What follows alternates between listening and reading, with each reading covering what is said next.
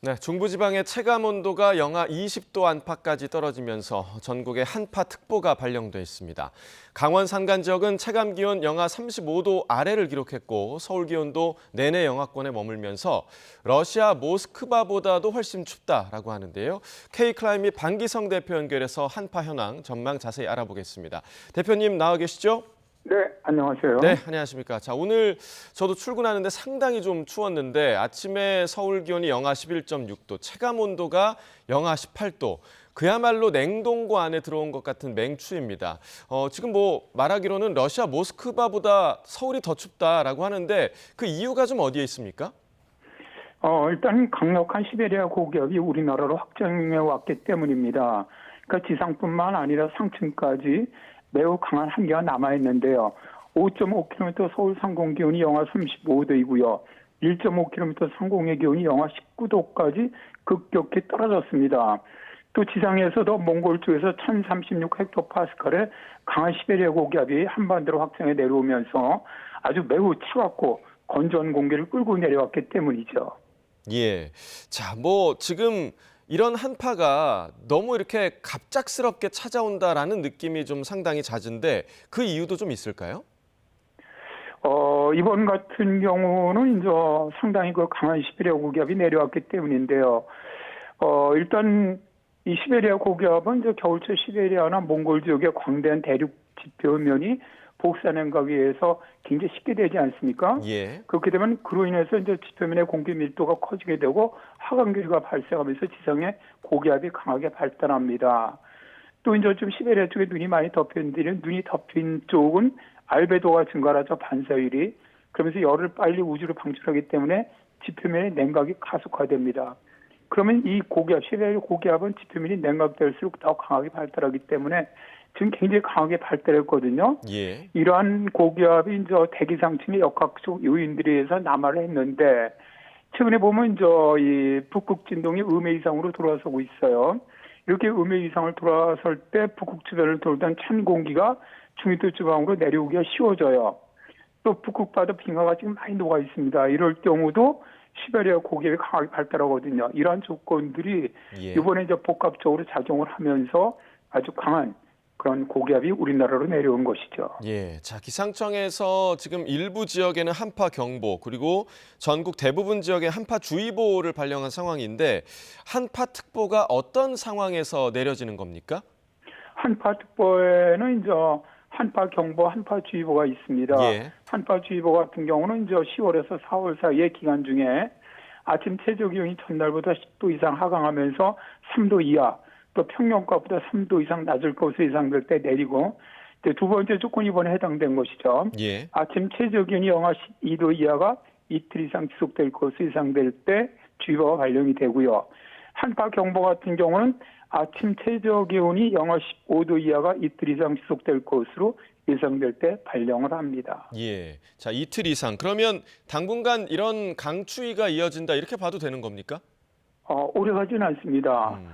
다행히도 이번 추위는 반짝 추위가 될 것으로 보이는데 다만 내일까지입니다. 내일 아침까지는 전국적으로 평년보다 3도에서 7도 이상 낮은 추위가 계속될 것으로 보여요. 예. 그래서 내일 아침까지 서울 지방은 영하 10도까지 떨어지는데 그 이후 내일 낮부터는 이제 이동성 고기압으로 서서히 변하면서 서울 지방 기온이 영상 3도까지 회복될 것으로 보이고요.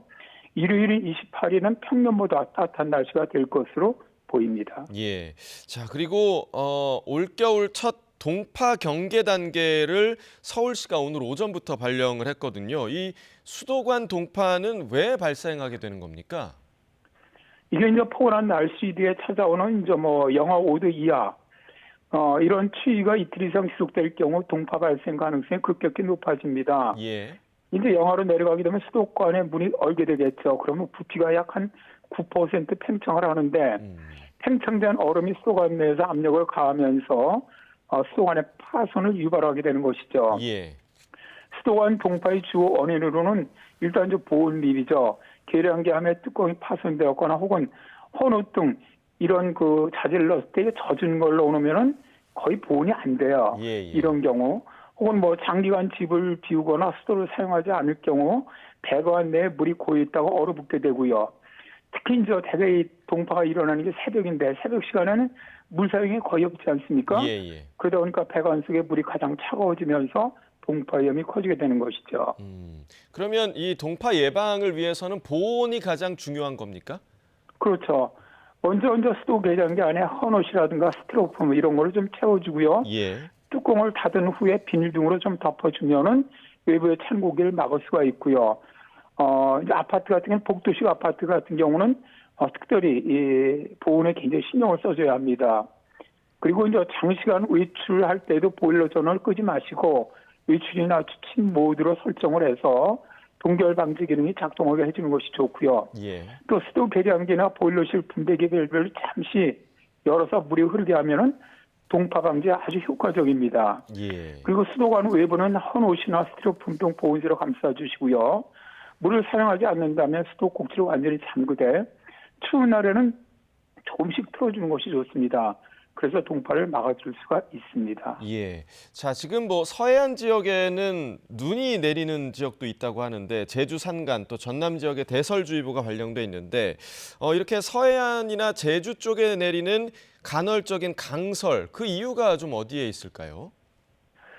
일단 뭐 현재 전남 쪽 그다음에 이쪽에는 대설주의보가 발령돼 있는데 앞으로 뭐 제주 산지는 최대 10cm 정도 예. 더 내리고 울릉도 독도 쪽 15cm 이상 더 예상이 되고 있는데 자 이제 지금 내리는 눈은 기하고리한 눈이 아니죠. 겨울철 서해안과 제주에 눈이 내리는 원인은 해기차로 인한 호수 효과입니다. 여기다 이제 지형적 효과가 복합적으로 작용을 하는데요. 이게 이제 매우 차갑고 건조한 공기가 서해상을 지나면서 해기차로 인해서 대기가 불안정해지면서 이때 바다에서는 수증기하고 열이 공급되지 않습니까? 예. 그걸로 인해서 이제 눈구름이 만들어지는데, 자, 이게 이제 이런 겨울철에 서해안에 내리는 눈은 지속적으로 내리는 눈이 아니라 간헐적으로 내려요. 예. 왜 그러냐면 이때 서해상에 만들어진 눈구름이 서해를 완전히 덮은 게 아니에요. 위성 사진을 보면은 이렇게 꼭 그 빗자루 이렇게 쓸어놓은 것처럼 구름에 열이 있거든요. 예. 이게 이제 크라우드 스트리트라고 부르는데 눈 구름열이 만들어집니다. 그래서 그때 이 기압계 이동과 바람에 따라서 눈구름에 들어왔다가 빠지는 이런 경우가 반복을 합니다. 그래서 눈이 내렸다가 그쳤다가 내렸다가 이렇게 간헐적으로 내리게 되는 것이죠. 예. 자, 조금 전에 말씀해 주신 것처럼 내일까지는 이 강추위가 계속된다고 하니까 시청자 여러분들도 좀 대비를 하셔야겠고요. 오늘 센터장님과의 이야기 여기까지 마무리하도록 하겠습니다. 지금까지 반기성 K 클라이밋 대표 연결해서 날씨 상황 알아봤습니다. 대표님 고맙습니다. 네, 감사합니다.